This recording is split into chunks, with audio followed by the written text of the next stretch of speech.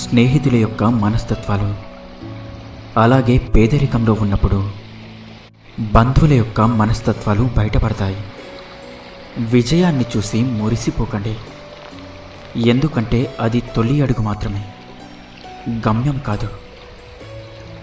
నువ్వు అందరినీ సంతోషపెట్టడం చాలా కష్టంతో కూడుకున్న పని, కానీ నువ్వు అందరితో సంతోషంగా ఉండటం చాలా సులువైన పని.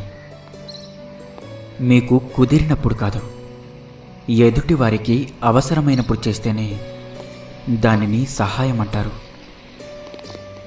తొందరపడి కళ్ళతో చూసి నోటితో మాట్లాడేవారికి ఆవేశం ఎక్కువ.